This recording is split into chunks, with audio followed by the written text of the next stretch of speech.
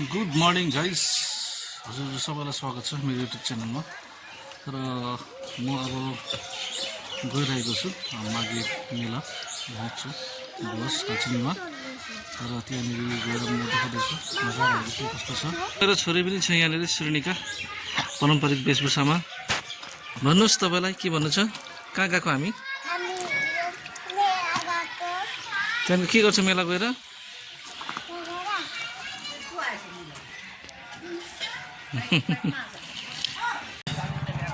साथीहरू म आइसकेको छु यहाँनिर डुवर्सको हाम्रो तेस्रो गोर्खे माघे मेला उत्सव 2026। यहाँनिर तपाईँले हेर्न सक्नुहुन्छ एकदमै हाम्रो गोर्खा जातिको एकदमै पारम्परिक चाड मकर सङ्क्रान्तिको उपलक्ष्यमा यो आज दिन सुरु भइरहेको यो मेला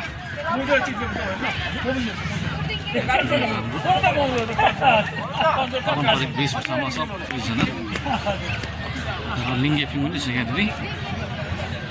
के मजाको यहाँ सायद कल्चरल प्रोग्राम पनि हुन्छ होला। कल्चरल ड्रेसमा एकदमै मजाको देखिरहेको छ। गोर्खाको पारम्परिक खानपानदेखिको लिएर लगाउने चिजहरूदेखिको लिएर हरेक चिज यहाँनिर देखाएको छ। यहाँनिर यस प्रकार छ यहाँनिर तपाईँले हेर्न सक्नुहुन्छ।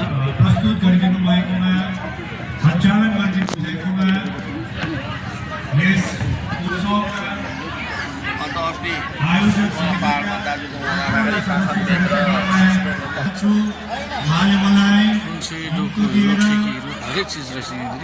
यहाँ आउने आग्रह गर्नुभयो, त्यो निम्तो मैले सहर्ष त्यसलाई स्वीकारेर आज यस मञ्चमा उपस्थित हुन पाउँदा अति नै खुसी लागेको छ।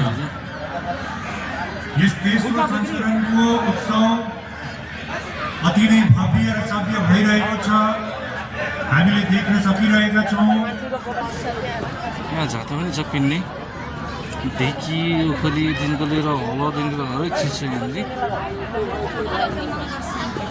डाक्टर कुमार बस्नेतजीलाई धेरै धेरै धन्यवाद। अब हामी मञ्चमा निम्त्याइरहेका छौँ कालचिनीका ससाना नानीहरूलाई आफ्नो मञ्च अघि आइदिनु होला। अब साङ्गीतिक कार्यक्रम पनि सुरु हुन लागेको छ। हाम्रो गेस्टहरू पनि आइसक्नु भइसकेको छ।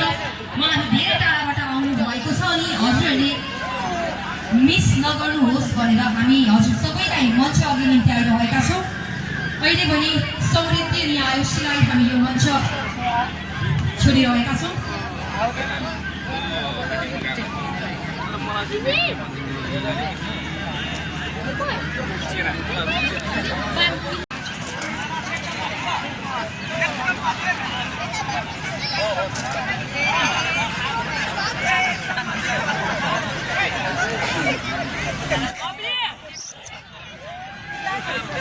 समिति राजा भत्कवा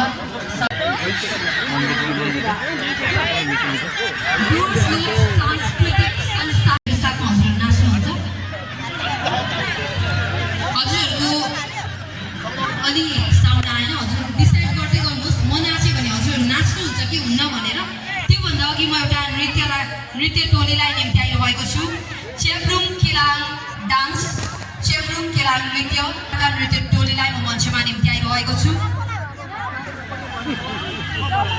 सृष्टि छेत्रीलाई